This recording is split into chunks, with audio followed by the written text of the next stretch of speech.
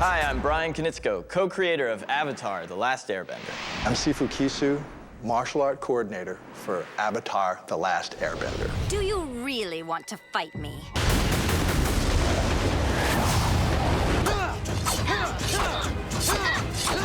I'm the movement coordinator. I am developing movements and styles that are unique for each character. And most importantly, I'm causing them to appear realistic.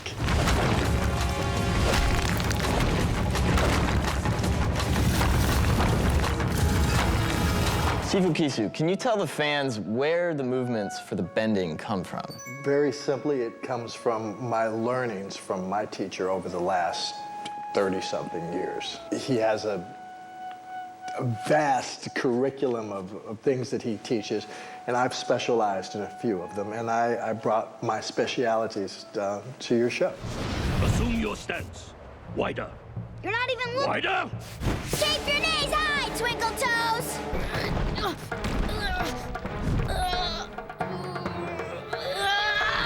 Of the styles that we use for the different characters, what differentiates the essences of these different martial arts forms? Firebending, of course, we use the dynamic and artistic movements of the Northern Shaolin style.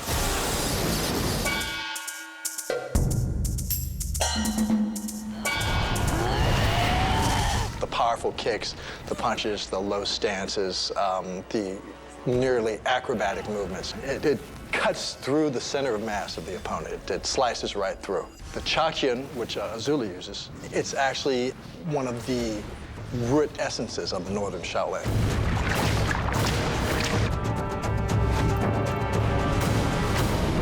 What about earthbending? What is the essence of Hungar that differentiates it from the other styles?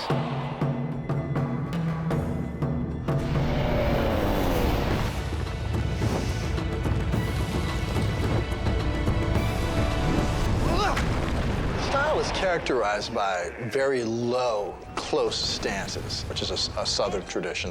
Hungar is trained a slightly different method. And the movements are very conservative, very compact, very economical, and which I really thought would fit well with, the earthbending people who are, very, very simple, grounded, earthy people.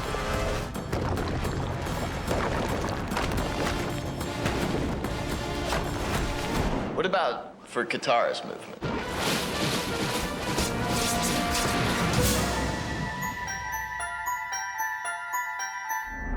We use a sub-variation of the Yang-style Tai Chi, which is the Gu style. The punch in Tai Chi is trained slightly different than the punch in Northern Shaolin. In Tai Chi, it's done very slowly so that you understand and feel the connection from stepping from one foot to the other, so that you feel the connection of what's called 9 gates linking through the body. In Tai Chi, it's performed almost boneless, where it looks like that it doesn't have any real power. Tai Chi is sometimes called the iron in the cotton. It looks very soft, but at its core, it's very hard. Or the needle in the cotton. You push and it's soft, and then, ow, you jump away. Think fast! Excellent. You have the reflexes of a water-bending master. Thanks, Katara. Sifu, Katara. You cannot lie about your own nature. You must accept that you are the Avatar. And then for Aang, what style? For Aang, we use the Bagua, the circle walking, as well as some of the linear movements of the Xingyi, the mind-heart boxing.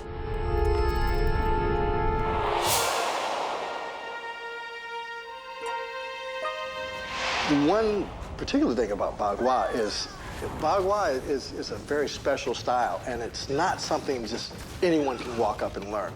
It's based on the fact that you've had some pretty long-term training in some sort of traditional style. Mm-hmm. Which seems good for Aang and the air nomads being so esoteric and kind of removed, yeah. And it's a very interesting style. It's based on the I Ching, the Book of Change, right? It's based on walking the 8 trigrams. And I remember talking to you years ago how that would be a really good style for Aang because of all of these interchanging spirals, how that was sort of like dust devils and wind, kind of whipping. And, absolutely. like a tornado.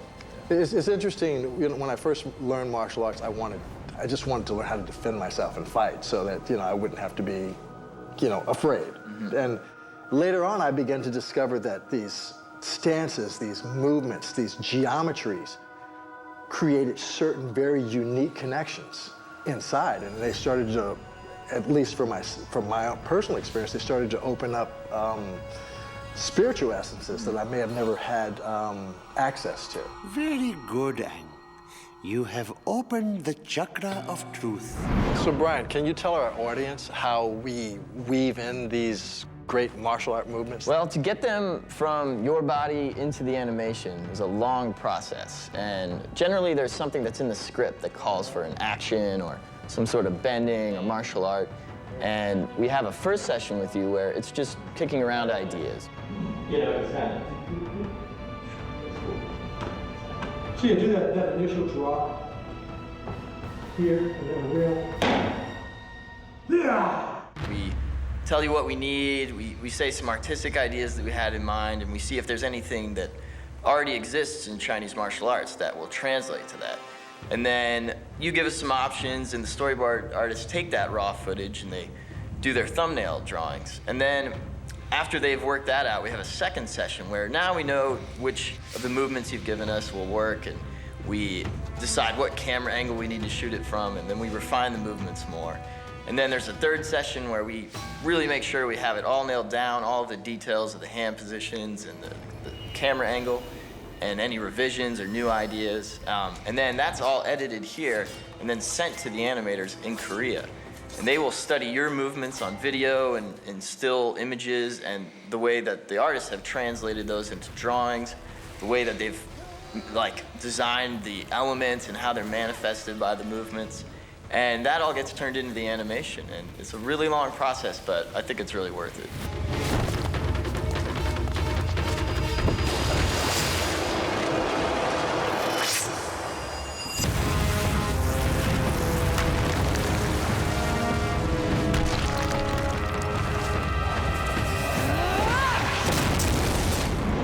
So why do you think it's worthwhile that we put so much effort into representing the authenticity of the martial arts in the show? It gives the characters and their movements a process.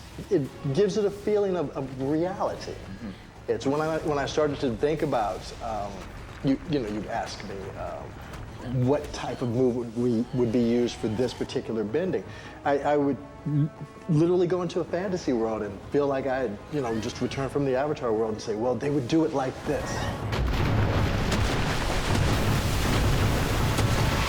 It was important to Mike and I that we didn't just copy moves from movies and stuff. We knew that that kind of process would eventually run dry.